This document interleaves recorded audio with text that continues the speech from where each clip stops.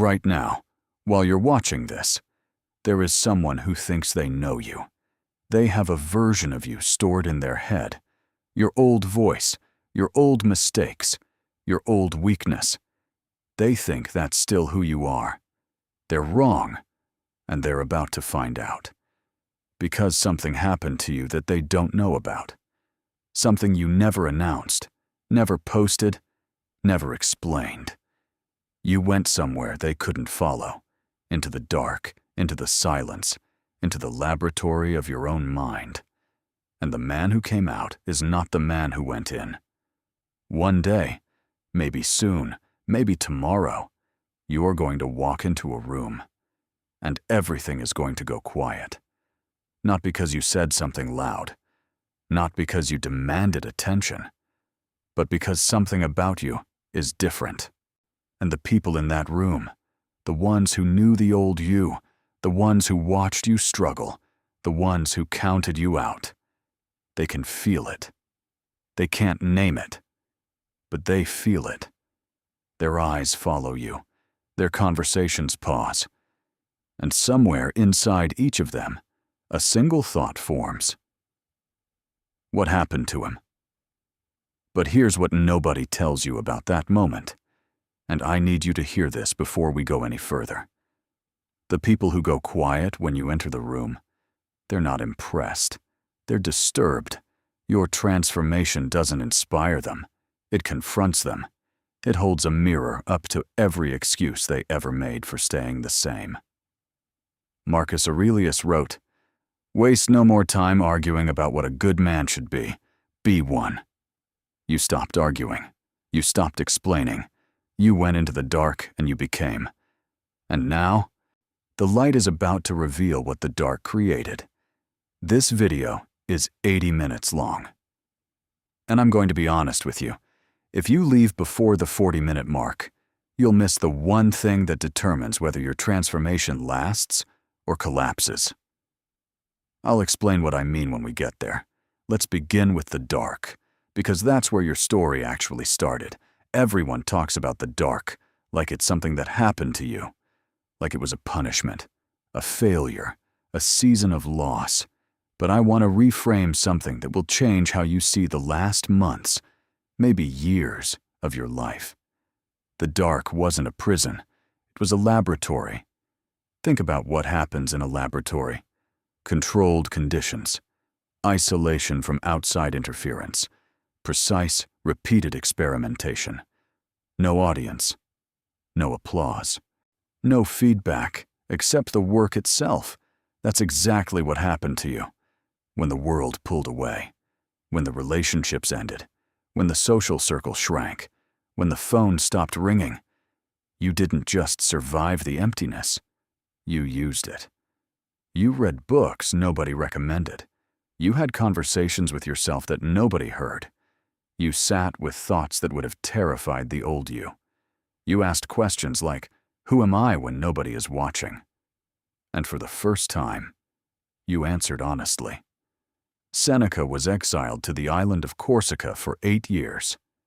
8 years. No social life, no political influence, no audience. And in that darkness, he wrote some of the most important philosophical texts in Western history. He didn't waste the exile. He used it as a laboratory.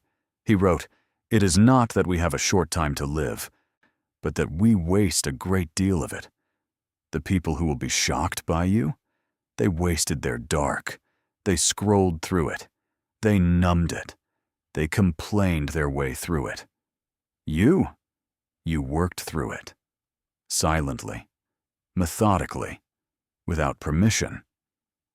But there's a specific reason why the dark works, a neurological reason that most philosophy videos never mention. And it explains why the version of you that emerged is fundamentally different from the version that entered. Your brain has a system called the Default Mode Network, the DMN. We've talked about it before in this channel. It's the part of your brain that activates when you're not focused on external tasks, when you're alone with your thoughts, when you're lying in the dark at 3 in the morning, Most people fear the DMN because when it activates, and it brings uncomfortable things to the surface, regret, self-doubt, replays of past failures, the voice that says, "You're not enough." But here's what neuroscience discovered, and this is the part that changes everything. When you stop running from the DMN, when you sit with it, observe it, and engage with it instead of numbing it, something extraordinary happens. The DMN doesn't just replay the past, it begins to restructure. Research published in the journal Neuroscience and Biobehavioral Reviews showed that extended periods of solitude combined with reflective practice, journaling, meditation, deliberate thinking, lead to increased connectivity between the DMN and the prefrontal cortex. In simple terms, the storytelling part of your brain starts working with the decision-making part instead of against it. The old you had a DMN that ran unchecked. It replayed every insult, every failure, every rejection. And your prefrontal cortex, the thinking, choosing, deciding part, was overwhelmed, hijacked, outmatched. But during your time in the dark, during those months of silence, reflection, and solitary rebuilding, the wiring changed. The DMN still activates. It still brings up memories. But now, the prefrontal cortex meets it, observes it, directs it. Marcus Aurelius was rewiring his DMN every single night when he wrote in his journal. He didn't know the neuroscience, but he felt it. He wrote, "You have power over your mind, not outside events. Realize this, and you will find strength." That power over your mind? That's the new wiring. That's the prefrontal cortex, finally in command. And it was built in the dark. When no one was watching, when there was no distraction strong enough to stop the reconstruction. This is why people will be shocked when they see you. They remember the man with the hijacked brain, the man who reacted, who explained, who chased, who shrank. They don't know about the laboratory. They don't know about the rewiring. They just see the result, and the result doesn't match the man they filed away in their memory. But the neurological change is only one layer. There's a deeper layer, a philosophical one, that determines whether this transformation holds or falls apart the moment you step into the light. And most people get this part catastrophically wrong. I need to interrupt the flow of this video for a moment, because what I'm about to say is the opposite of what you want to hear right now. You've been in the dark. You've done the work. You've rebuilt yourself. And now you're expecting this video to tell you, go out there and show them who you are.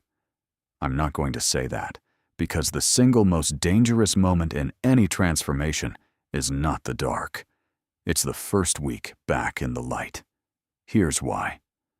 When you re-enter the world, when you walk into that room, something happens inside you that you won't expect. A part of you, a very old part, will want their reaction, will need their reaction, will crave the moment they look at you and say, "You've changed." And the second you need that, the second your transformation becomes dependent on their recognition, you've lost everything you built. Epictetus warned about this with terrifying precision. If you want to improve, I'd be content to be thought foolish and stupid. He's not talking about the beginning of the journey. He's talking about this moment, the return, the re-entry. He's saying, even now, even after all the work, you must be willing to be misunderstood, to be unrecognized, to walk into the room and have no one notice. Because if your transformation requires an audience to be real, it was never real. It was a performance. A new costume on the same puppet. The Stoics called this the trap of external validation, and it destroys more transformations than failure ever did. Because failure keeps you in the dark, where you can keep building. Validation pulls you into the light before you're ready, and the light, without internal anchoring, will burn everything down. So here's the question I need you to sit with, and don't answer it quickly, because the quick answer is always wrong. Did you change for you? Or did you change so they would see you differently? Be honest, because the answer determines everything that happens next. I'm going to tell you how to know the difference. But first, I need to take you to a Roman emperor's tent, because Marcus Aurelius faced this exact trap, and what he did about it is something I've never seen another Stoicism video explain. In the year 175 AD, Marcus Aurelius had been on the Danube frontier for nearly 5 years. 5 years of war, plague, death, and isolation. 5 years of writing in his tent by candlelight. 5 years of becoming. And then he had to return to Rome. Think about what that means. Rome was the center of the world, the Senate, the courts, the gossip, the politics. The same people who whispered about him while he was gone, the same advisors who doubted him, the same aristocrats who smiled to his face and plotted behind his back. Marcus Aurelius, the most powerful man on earth, had to walk back into the room. And here is what he wrote to himself before he returned. Not a speech, not a strategy, a warning. When you wake up in the morning, tell yourself, the people I deal with today will be meddling, ungrateful, arrogant, dishonest, jealous, and surly. He wasn't being pessimistic. He was vaccinating himself. He knew that Rome would try to pull him back into the old patterns, the flattery, the outrage, the emotional games. And he prepared, not by building walls, but by lowering expectations. But here's the part nobody talks about. After Marcus returned to Rome, he didn't announce his transformation. He didn't hold a Senate session to explain how he'd changed. He didn't seek recognition. He simply governed differently. His decisions were calmer. His responses were slower. His patience was deeper. And the people around him, the senators, the generals, the advisors, they noticed. Not because he told them, but because the man sitting in front of them was not the man who had left. He wrote, "The best revenge is to not be like that. Not revenge through display. Not revenge through confrontation. Revenge through being. Through existing as proof that the dark doesn't destroy a man. It forges him. This is the model. You don't announce the transformation. You don't explain it. You don't perform it. You simply enter the room as the man you became, and you let the silence do the rest. But there's a specific moment, a moment I call the first test, that will happen within days of your return. And if you pass it, everything locks into place. If you fail it, you slide backwards faster than you can imagine. The first test doesn't come from an enemy. It doesn't come from a stranger. It comes from someone close, someone who knew the old you, and it comes disguised as something harmless. It sounds like this. You've changed. 2 words, said with a slight tilt of the head, maybe a half smile, maybe concern, maybe accusation. But underneath those 2 words is something far more complex. You've changed is not an observation. It is a negotiation. The person saying it is not describing reality. They are testing whether the new you is permanent or temporary. They are poking the walls of your citadel to see if they hold. And the old you, the pre-dark you, would have responded immediately, would have explained, would have justified, would have said, "Yeah, I've been working on myself," or "I just needed some time," or "Things are different now." Every one of those responses is a failure, not because the words are wrong, but because the energy is wrong. You are explaining your transformation to someone who didn't earn the explanation. You are opening the Citadel gate to someone who is not checking on you. They are checking on their access to you. Epictetus said, If anyone tells you that a certain person speaks ill of you, do not make excuses about what is said of you, but answer, "He was ignorant of my other faults, or else he would not have mentioned these alone." The Stoic response to "you've changed" is not a paragraph. It's not a defense. It's barely even a sentence. It's a look, a calm, unhurried look that says, "Yes, I have." And then, silence. That silence, that 3-second silence after "you've changed," is the lock on the Citadel gate. It tells the other person, the old contract is void. The new terms are not up for discussion, and the man standing in front of you is not the man you remember. Now, some people will accept this. They'll nod. They'll adjust. They'll rise to meet you. These are the people who belong in your next chapter. Others won't. They'll push harder. They'll provoke. They'll use guilt, humor, or passive aggression to pull the old you back to the surface. And this brings us to the most important concept in this entire video, the concept I told you about at the beginning. The one thing that determines whether your transformation lasts or collapses. I told you at the beginning of this video, if you leave before the 40-minute mark, you'll miss the one thing that determines whether your transformation lasts. We're here, and here it is.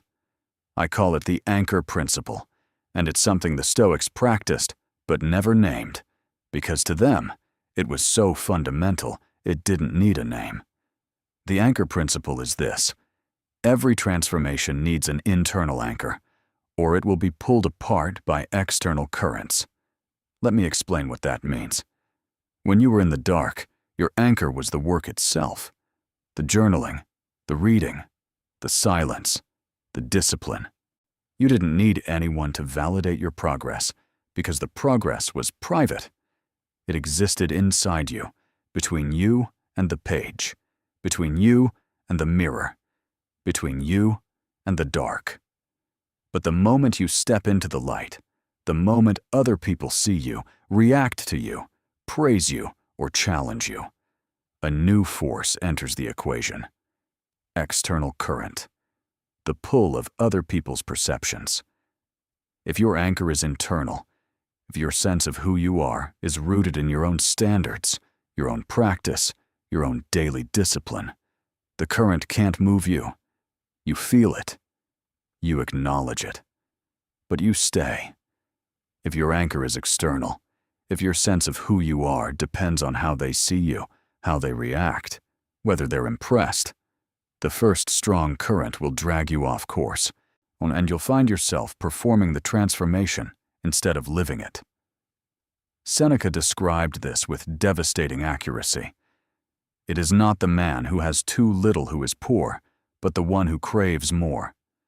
The man who craves recognition for his transformation is poor, no matter how much he's changed, because his wealth is stored in other people's eyes, and other people's eyes are the most unreliable vault in the world. Marcus Aurelius anchored himself every night. The journal was his anchor. The questions were his anchor. Did I act with virtue today? Did I waste my time? Did I let someone else's behavior determine mine? He didn't ask, did they notice my growth today? He didn't ask, did the Senate appreciate my calm? He asked himself. And that self-inquiry, that nightly audit, was the anchor that kept the most powerful man in the world from being pulled apart by the most powerful currents in the world. So here is your anchor practice. Tonight, and every night from now, you ask yourself 3 questions before sleep. Did I act from my own standards today, or someone else's? Did I seek recognition for who I'm becoming, or was becoming enough? If no one had seen me today, would I still be proud of how I carried myself? If the answer to that 3rd question is yes, your anchor is holding. If the answer is no, the current is pulling you, and you need to return to the dark for recalibration. Not forever. Not in defeat. Just long enough to remember. The laboratory built you. The light only reveals you, and revelation without anchor is just another performance.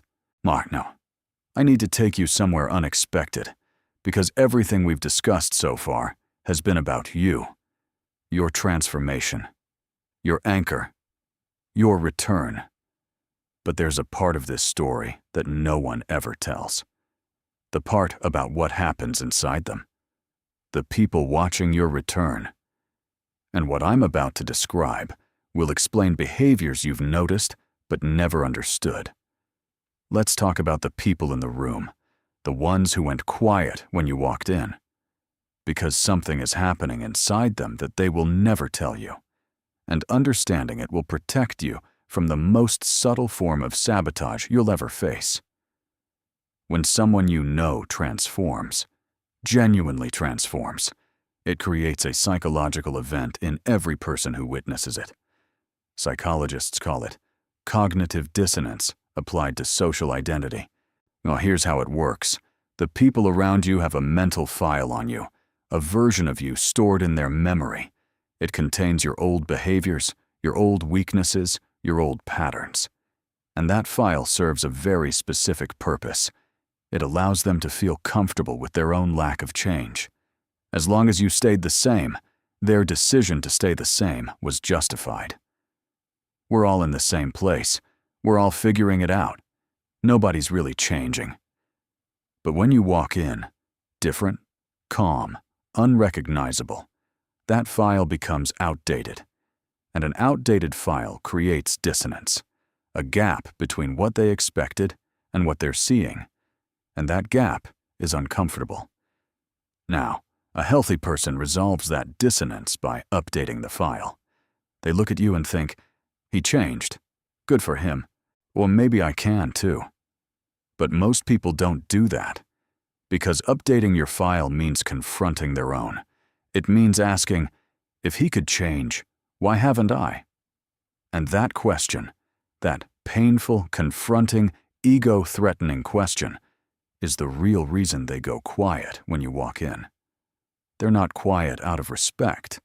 They're quiet because your presence just asked them a question they don't want to answer. Seneca observed this phenomenon in Roman social circles. People are frugal in guarding their personal property, but as soon as it comes to squandering time, they are most wasteful of the one thing in which it is right to be stingy. They wasted their dark, and your presence reminds them, not with words, not with judgment, just by existing as proof that the dark wasn't a dead end. It was a doorway. Now, this creates 3 types of people around you, and you need to identify each one quickly because one of them is dangerous. The first type is the updater. This person looks at you, feels the dissonance, and updates their file. They say things like, I respect what you've done. They ask genuine questions. They're curious, not threatened.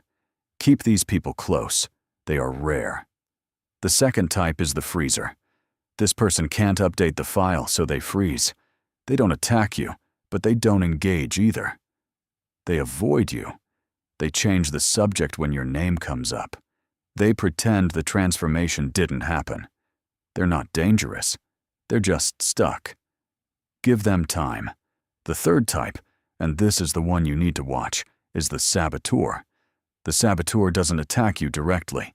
That would be too obvious. The saboteur operates in the space between compliment and criticism, in the gray zone where intention is deniable. The saboteur says things like, I liked the old you better. Don't you think you're taking this too seriously? Must be nice to have all that free time to work on yourself. You've changed, and not necessarily in a good way. Each of these sentences is designed to do one thing: create doubt. Not about the world, about yourself. The saboteur doesn't need to destroy your transformation from the outside. They just need to plant one seed of doubt on the inside, and let your own mind do the rest. Because doubt is the only thing that can penetrate the citadel. Not criticism, not rejection, not anger. Doubt. The whisper that says, maybe they're right. Maybe I did go too far. Maybe the old me was better.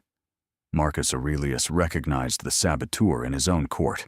He wrote, "The object of life is not to be on the side of the majority, but to escape finding oneself in the ranks of the insane." The saboteur wants you back in the ranks, not because they hate you, but because your departure made the ranks feel emptier.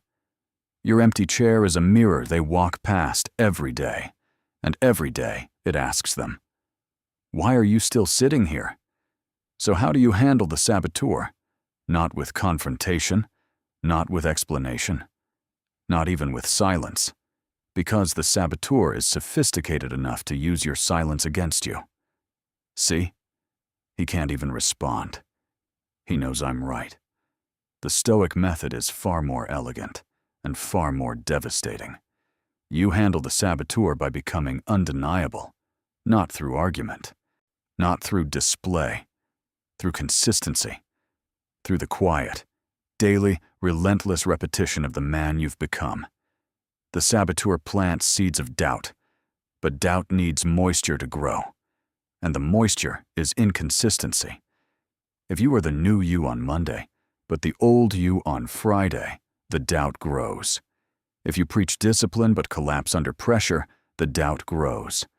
If you project calm but explode in private, the doubt grows.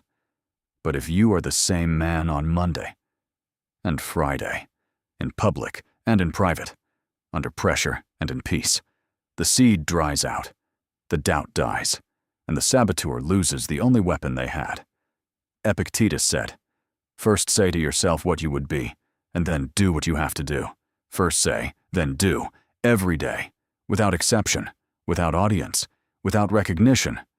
That is how you become undeniable, to not through a single moment of impact, but through 1,000 moments of alignment. And here's what happens next, something the saboteur never expected. Something shifts. It doesn't happen on a Tuesday. There's no announcement, no moment of acknowledgement. It happens slowly, in the margins of conversations, in the pauses between interactions. The saboteur goes quiet, not because you defeated them, not because you argued them into submission, but because consistency is the one force that cannot be debated.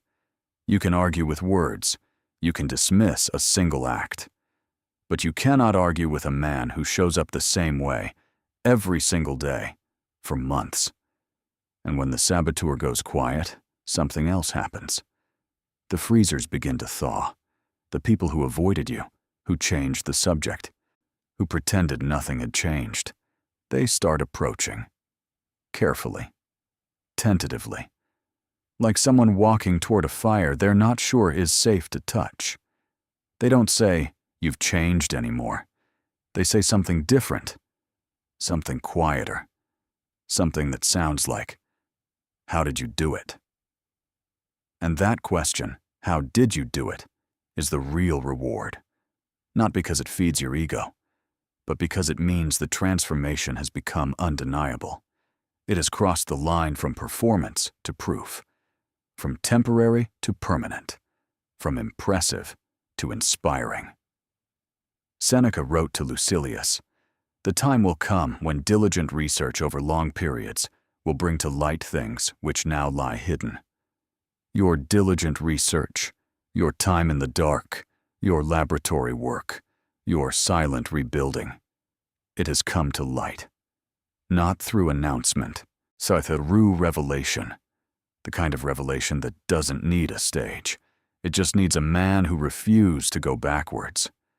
Marcus Aurelius never asked Rome to respect his transformation. He never demanded that the Senate acknowledge his growth. He simply governed, day after day, decision after decision. And the respect came, not because he sought it, but because consistency leaves no room for doubt. But I want to be honest with you about something, because this video would be incomplete and dishonest if I didn't address the hardest part of the return, the part that will test you more than the saboteur ever could. Nobody tells you this. No motivation video, no philosophy channel, no self-improvement book. The light is lonely too. The dark was lonely, but it was a productive loneliness. You were alone with purpose, like alone with direction, alone with the work. The light is different. In the light, you're surrounded by people, but the distance between you and them has never been greater, because you see things they don't see. You think in ways they don't think.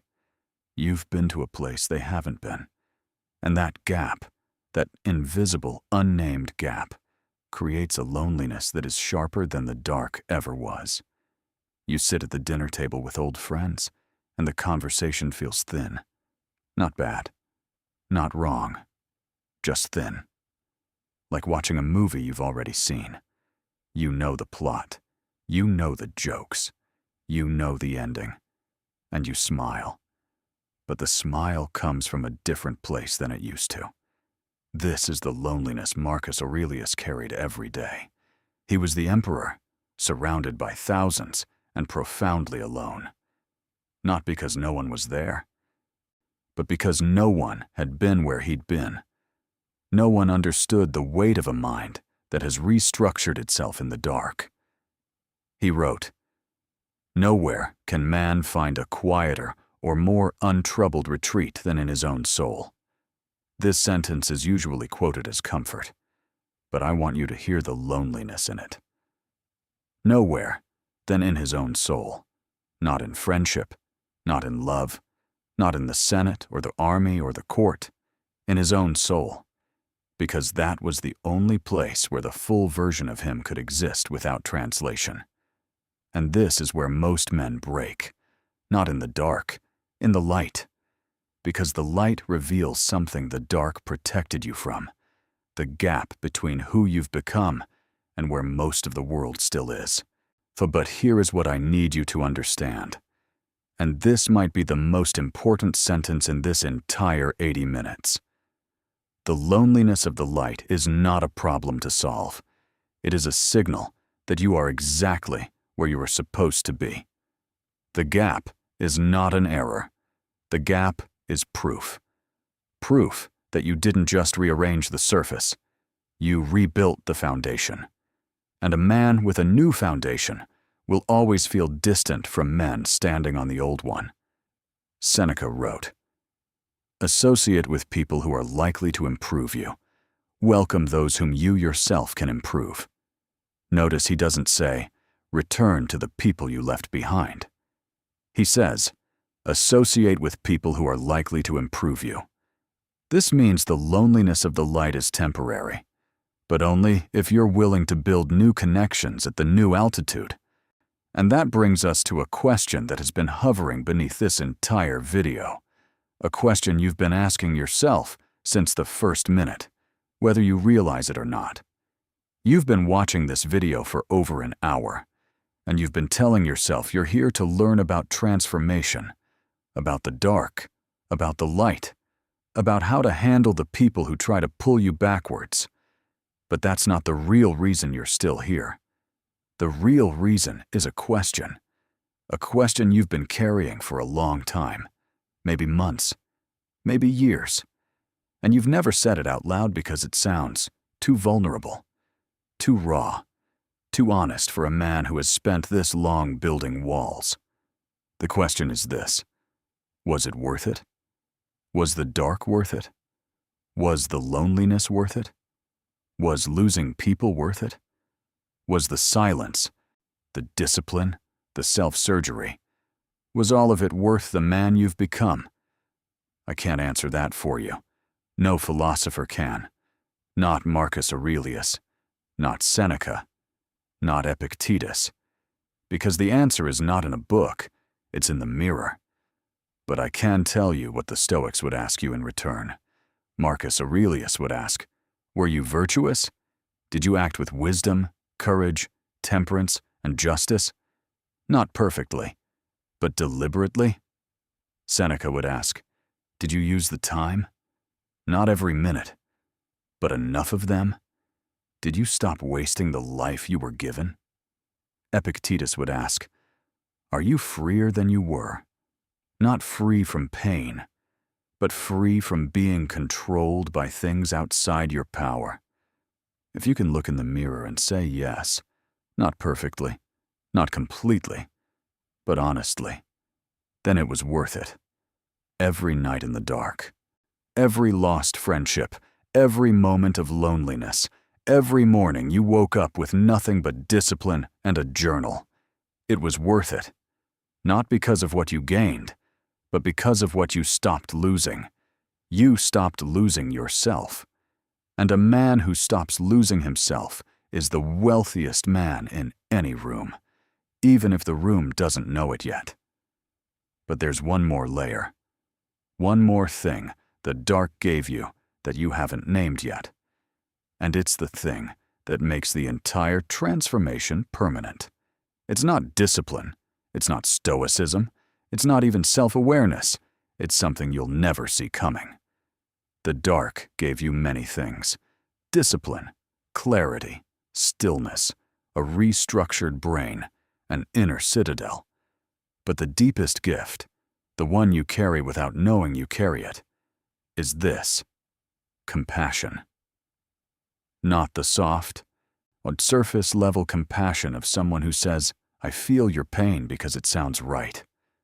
Real compassion, the kind that can only be forged in the dark, the kind that comes from a man who has sat alone with his own worst thoughts and survived, who has faced his own shadows and didn't run. Because when you've been in your own dark, truly in it, not performing it, not romanticizing it, you recognize the dark in others. You see the man at the dinner table who laughs too loudly and you think, he's performing. You see the woman who controls everything and you think, she's terrified. You see the friend who criticizes your growth and you think, he's in his own dark and he doesn't know it's a laboratory. Marcus Aurelius wrote the most compassionate line in Stoic literature, and he wrote it about the very people who wronged him. When you wake up in the morning, tell yourself, the people I deal with today will be meddling, ungrateful, arrogant, dishonest, jealous, and surly. They are like this because they can't tell good from evil. But I have seen the beauty of good and the ugliness of evil, and have recognized that the wrongdoer has a nature related to my own. Related to my own. Not separate. Not enemy. Related. Family. The saboteur who tries to pull you backwards? Related. The freezer who can't look you in the eye? Related. Even the person who installed the button in your chest years ago? Related. This is not weakness. This is the final evolution. The man who entered the dark was angry. The man who worked through the dark became disciplined. The man who emerged from the dark became calm. But the man who carries the dark with compassion, he becomes something the world rarely sees, something that cannot be faked, cannot be performed, cannot be taught in a list of 10 habits. He becomes whole. And wholeness, true, stoic, battle-tested wholeness, is the most magnetic force in human interaction. People don't just notice it. They feel it. They feel safe around it. They feel seen by it. They feel that strange, unnamed pull toward a man who has suffered and emerged without bitterness. Seneca described this man. No man is good by accident. Virtue has to be learnt. You learned it. In the dark, alone, without applause. And the compassion you carry now is not a softness. It is the hardest, most durable thing you own. But how do you carry all of this? The transformation, the anchor, the loneliness, the compassion, into the actual, daily, messy reality of your life. That's not philosophy. That's engineering. And I want to give you the exact system. Philosophy without architecture collapses. So let me give you the daily structure that holds everything we've discussed in place. The morning. Anchor check. Before your phone. Before the world enters. 60 seconds. 3 questions. Did I lose my anchor yesterday? Where did the current pull me? What does the man I'm becoming do first today? This is your premeditatio, not of adversity, but of identity. You're not predicting the day's problems.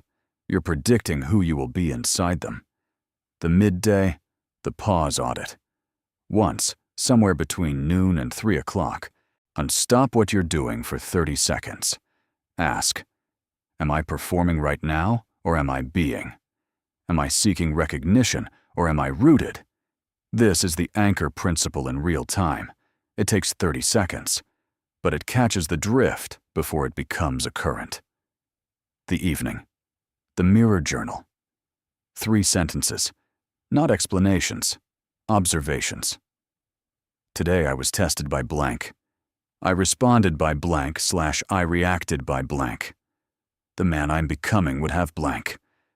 That third sentence is the most important, because it acknowledges the gap between where you are and where you're going, without shame, without judgment, just observation, the way Marcus Aurelius observed himself in his tent, not to punish, to calibrate. And here's the addition for this stage of your journey, the stage where you've returned to the light, the weekly inventory.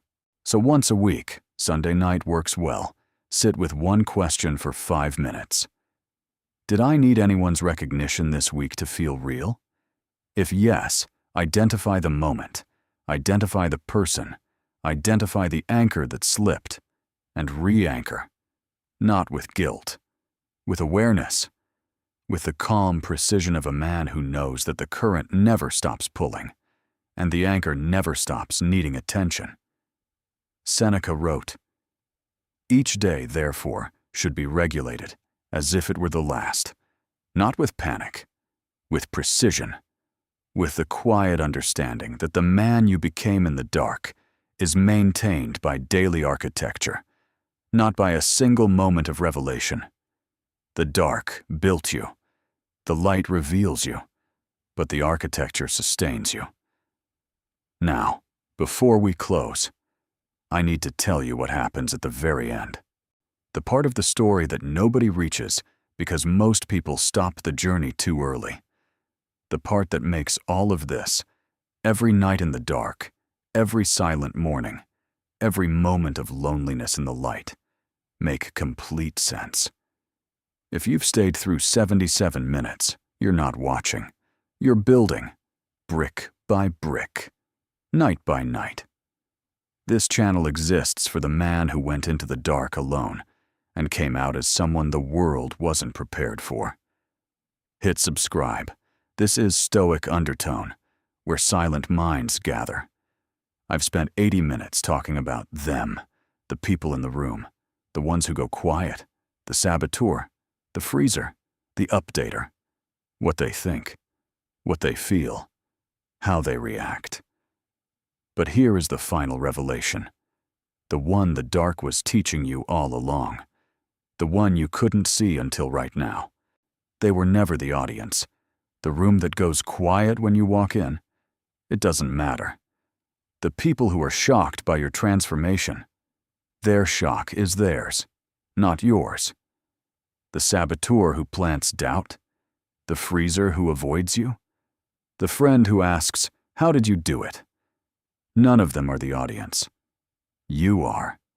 You were always the audience, the only audience that ever mattered. The dark didn't build you for them. It built you for you. The journal wasn't written for their approval. The silence wasn't practiced for their reaction. The anchor wasn't set so you could impress the room. Marcus Aurelius wrote his meditations for an audience of one, himself. He never intended them to be published. He never imagined 2,000 years of readers. He wrote for the only person whose opinion he could control, his own. And that is the final lesson of the dark. The person you became was never meant to shock anyone. The shock is a side effect, a byproduct.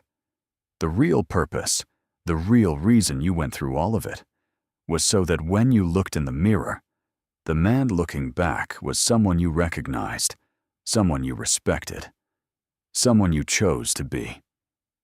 Epictetus said, first say to yourself what you would be, and then do what you have to do. You said it.